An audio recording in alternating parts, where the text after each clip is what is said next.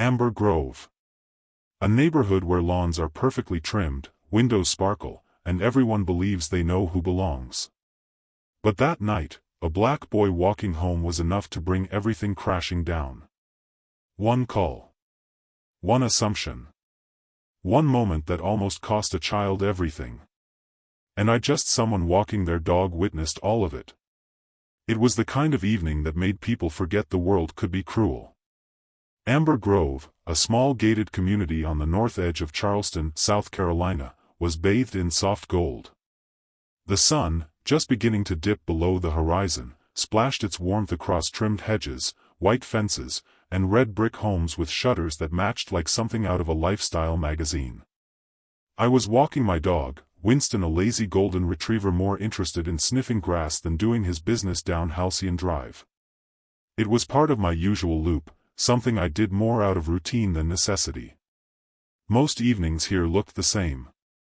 Retirees sipping iced tea on porches, children chalking rainbows on sidewalks, sprinklers ticking rhythmically across emerald lawns. But today felt different. It started when I saw him. A teenager, black, tall, maybe 16 or 17, walking alone on the opposite side of the street. He had a navy blue duffel bag slung over one shoulder, a white sweat-stained t-shirt clinging to his back, and black basketball shorts that hung just below his knees. He looked tired. His hair was slightly damp, maybe from sweat. His sneakers scuffed the sidewalk as he walked with a mix of determination and restraint, like someone who wanted to move quickly but knew better than to draw attention.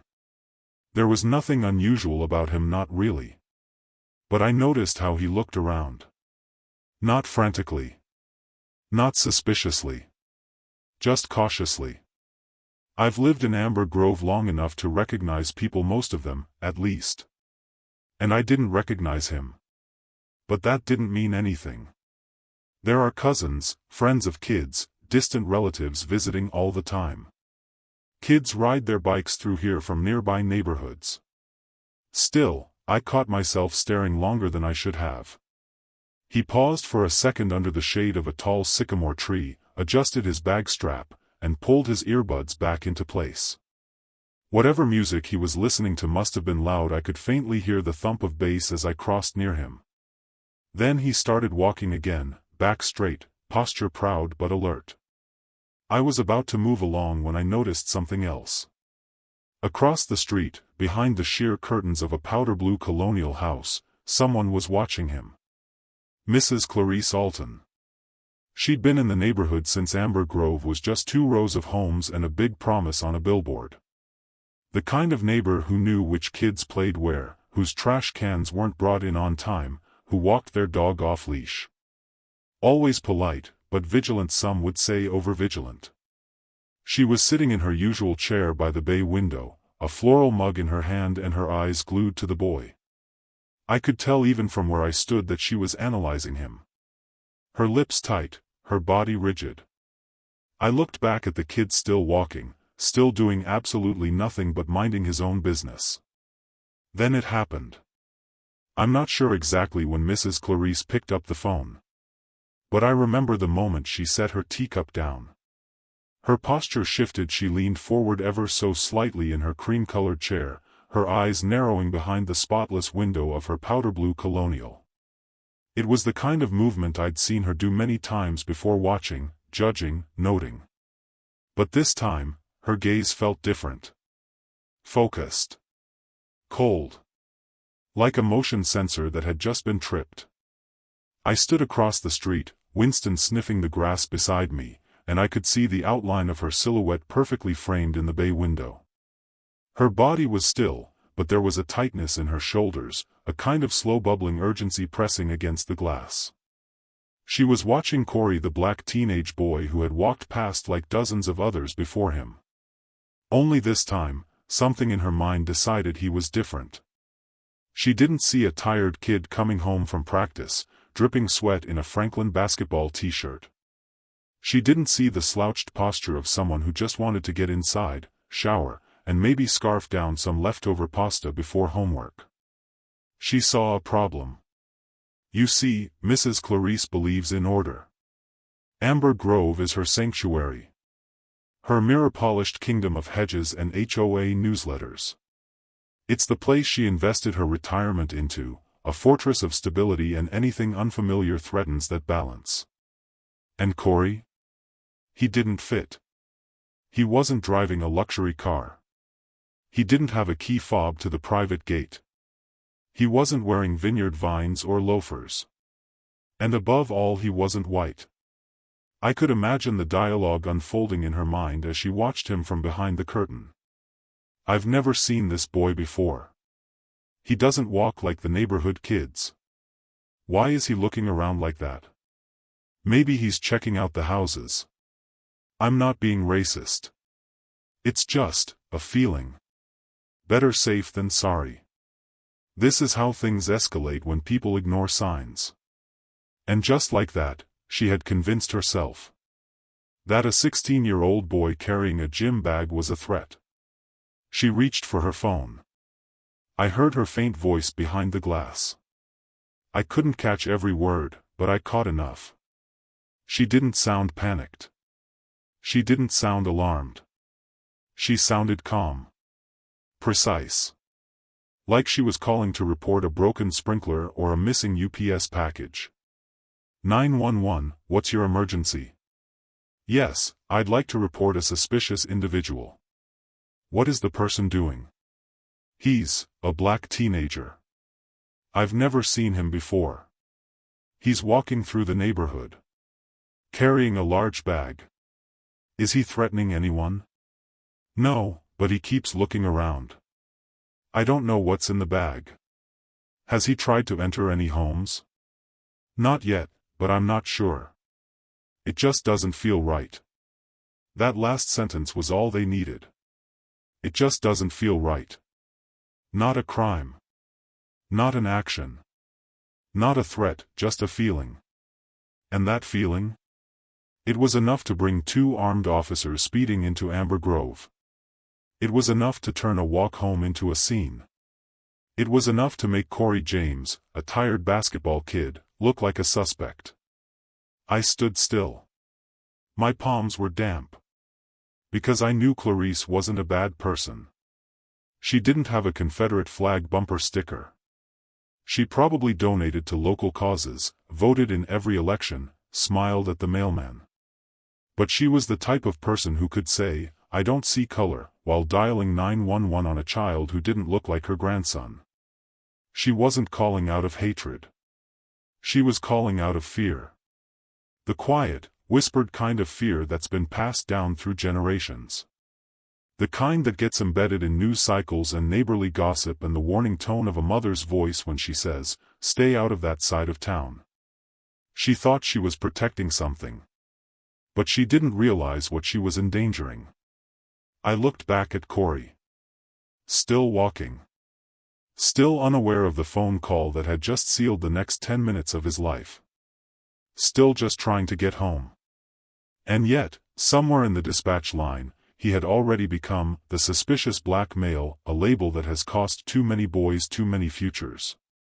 Mrs. Clarice sat back in her chair, adjusting the lace cushion beneath her like nothing had happened. But the weight of what she had just set in motion? It was already racing down the street, lights flashing, sirens blaring. He didn't look like he belonged. Sometimes, that's all it takes to justify turning a peaceful evening into a scene of silent violence. I wasn't sure why I was still standing there. I should have kept walking. I should have just leaned down to pet Winston, tugged his leash, and led him away from the unease rising on the other side of the street. But I didn't. I stood still like someone shackled by their own quiet dread and watched as everything began to collapse around that boy. The white and blue patrol car rolled to a stop at the curb, engine humming low and steady. The doors swung open with mechanical precision, smooth, clean, almost terrifying in how practiced it all seemed. Two officers stepped out. The first, Sergeant Raymond Hale, looked to be in his late 40s. Stocky. Compact. Eyes cold as forged steel. Without saying a word, his hand instinctively drifted toward his belt, just above the holstered weapon that sat like a sleeping threat at his hip. His face showed no expression, but the way he stared at the black teenager in front of him as if he were mentally assembling a suspect profile on the spot sent a chill down my spine. The second officer, David Monroe, was younger, early 30s maybe, and visibly more hesitant. His hand hovered near his own belt, but his eyes flicked over to me for a split second, almost like he was searching for a witness. Or a conscience. "Stop right there, kid," Sergeant Hale barked. His voice wasn't loud, but it landed like a hammer to the chest. There was no greeting. No attempt at a question. Only a command. The boy Corey froze. His earbuds slipped from his ears. His eyes widened. One hand still clutched the strap of his gym bag. His whole body locked in place. Is something wrong, sir?" Corey's voice trembled not from fear, but from confusion. And I could see that clearly. He didn't understand what was happening. No one would, being treated like that just for walking home. "We got a call," Hale said, stepping forward. His shadow stretched over Corey like a silent threat. "Suspicious person wandering around this neighborhood." "What's your name?" "Corey." "Corey James, sir," he replied quickly, but calmly. "Where do you live?" "Magnolia Lane, about 3 blocks from here." "Got ID?" Hale cut in sharply. "I know, sir, I don't. I was just at Franklin Center. Basketball practice. I'm just cutting through to get home." "Cutting through?" Hale's voice tightened. "This is a gated community. How'd you get in?" "I used the side gate. The service entrance. I've been here before. My best friend lives here." "Best friend?" Hale said with a sneer that he didn't bother hiding. "Name?" "Lucas Granger." Hale didn't answer. Instead, without warning, he reached out and snatched Corey's gym bag from his shoulder. "Wait," Corey instinctively tried to pull back but quickly let go, realizing that even the smallest act of resistance could be interpreted as non-compliance. I wanted to yell. To shout, "What are you doing? He hasn't done anything." But my mouth went dry. My chest tightened. My heart was pounding. Monroe opened the bag. I saw its contents clearly: a pair of worn sneakers, a damp jersey soaked in sweat, an empty water bottle, and a crumpled playbook. That was it. Hale stared down at the items, clearly hoping to find anything that could justify his intrusion. But there was nothing. Just the gear of a tired teenage athlete. This is what passes as suspicious.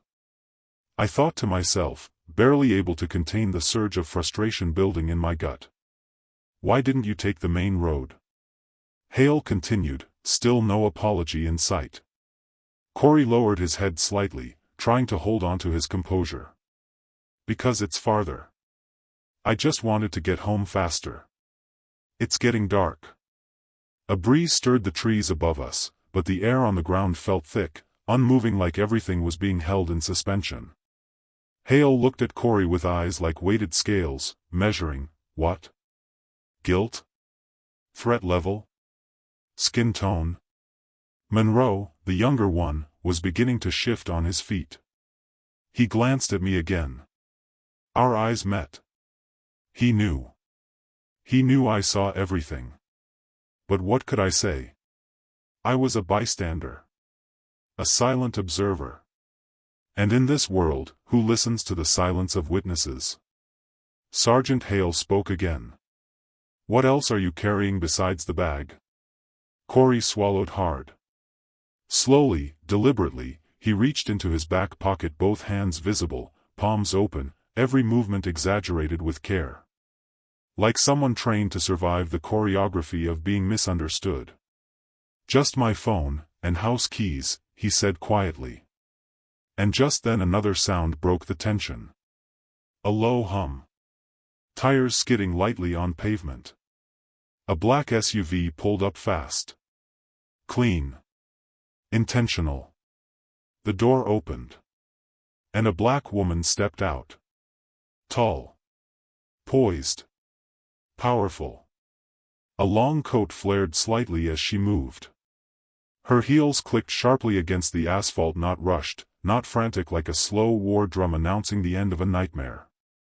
"Corey," she called out. Not angry.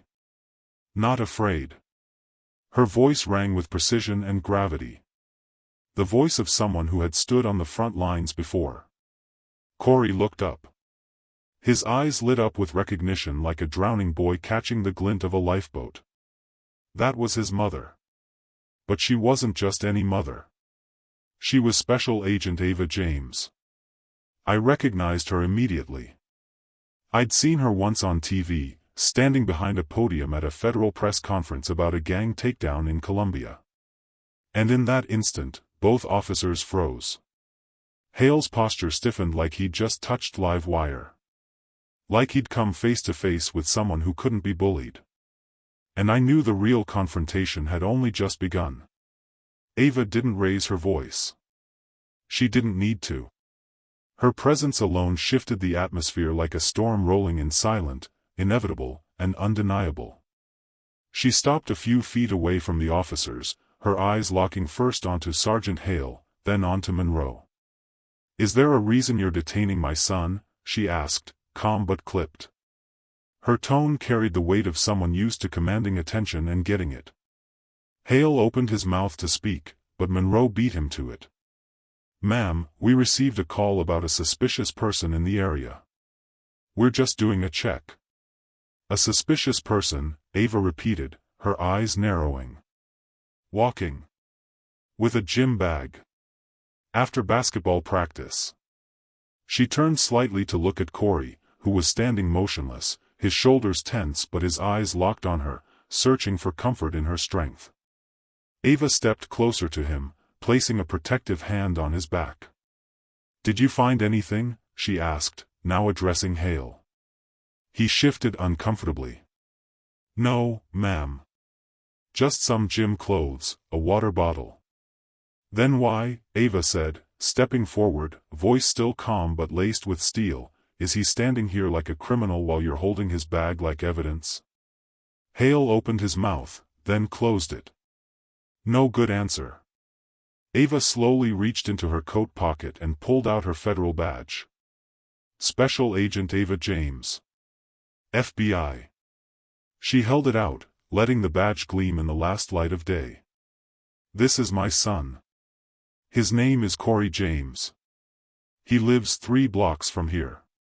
He's done nothing wrong. He's not under suspicion. He's not a suspect. And you will not treat him like one." Monroe looked down at the ground, ashamed. Hale, on the other hand, tensed further, as if bracing for an impact that had already arrived. Ava took a deep breath and then spoke again, quieter now, but with an edge so sharp it could have cut glass. "You're lucky I got here in time." She turned back to Corey, her voice softening. "Are you all right, baby?" Corey nodded slowly, but his face betrayed a deeper pain, the kind that doesn't leave bruises but leaves scars. "I thought it was over when the officers left." But Ava didn't move. She didn't comfort Corey, didn't rush him into the car, didn't leave the scene behind like a woman desperate to escape. No. She turned. And faced the house across the street. The house with the pastel shutters. The pristine porch. The place where the call had come from. I followed her gaze. And there behind the second-floor window, barely lit by a lamp, stood Clarice Alton. Still as stone. Her phone now lowered, her hand frozen around it as if she wasn't sure if it was still protecting her or accusing her. Ava didn't yell. She just asked, loud enough for the silence to break. "Was it you?" I could hear the question hit the air like a warning shot. Clarice blinked. Her mouth opened, closed. Her body didn't move. Ava took a step forward, her tone sharper now. "You called the police. Because you saw a black boy walking past your house." Clarice hesitated, then fumbled out a reply, loud enough for us to hear even from where we stood. I didn't mean any harm. I just didn't recognize him. He looked like he was looking around. I was just trying to be cautious. Cautious, Ava repeated, like the word offended her by existing. I thought maybe he was casing houses, Clarice added. That's all. That's all? I felt Winston stir beside me. Even the dog seemed to sense the tension thickening in the air again. Ava stepped closer to the edge of the street. Not invading. Not threatening. Just undeniable. No, she said. That's not all. You saw a kid walking home. Sweaty. Alone. Tired. You called the police not because of what he did, but because of what you assumed. Clarice now gripped the doorframe, like it might hold her steady against the storm she herself had summoned. I'm not racist, she murmured. I just wanted to protect the neighborhood. Ava's voice turned icy. Protect it from what? From my son? A child? Or from the story you tell yourself about who does and doesn't belong? The words echoed through the cul-de-sac. Clarice didn't answer. Then she said something I'll never forget, soft, broken. I didn't know he was your son. Ava's response was a blade. That's the problem. She stepped once more toward the curb. It wouldn't have mattered whose son he was. Because all you saw was his skin. And that was enough for you to call 911. That was enough to endanger him. Clarice's voice trembled. I just thought he didn't belong. And there it was. The truth, unvarnished. Ugly. Exposed. Ava let it hang in the air. She didn't scream. She didn't cry. She just let it exist. And somehow that was louder than any outburst. You didn't protect this place, she said. You betrayed it. You taught every kid of color who saw what happened tonight that they can do everything right and still be treated like a threat. Clarice turned away from the window, as if even her own reflection had become too much to face. And then Ava said one last thing, her voice quiet, but heavy enough to press against my chest. You think this ends with an apology? It doesn't. Because my son will remember. This street will remember. And maybe, so will you. She turned and walked back to Corey. And I stood there. Still holding Winston's leash. Still watching. Still stunned. Because for the first time that night, I saw it clearly. The real danger had never been Corey. It was the fear in people like Clarice. And the silence of people like me. The car was silent. The kind of silence that doesn't settle, it lingers. Like smoke after a fire. Like the stillness after a storm that hasn't quite passed. Ava gripped the steering wheel tightly as the black SUV glided through the streets of Amber Grove. Her eyes stayed forward, unmoving, her jaw set. Corey sat in the passenger seat, shoulders slumped, his gym bag tucked between his knees. He hadn't touched the music. He hadn't said a word. The street lamps flickered past soft pools of yellow light sweeping across his face in broken rhythm. Minutes passed. Neither spoke. And then, finally quietly, Corey broke the silence. Mom, he said. Ava didn't look at him, but her hand eased on the wheel. Yeah, baby? What would have happened if you hadn't shown up? His voice didn't tremble. It wasn't angry. It wasn't scared. It was honest. And that made it hit even harder. Ava swallowed. I don't know, she said.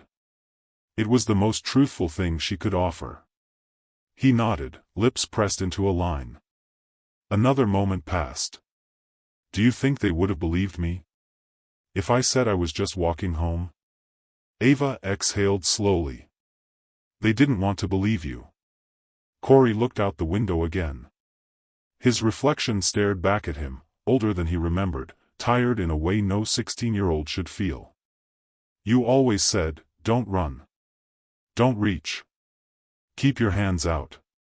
Be respectful. Just do what they say. He turned to her now, eyes filled with something new, not fear, but awareness.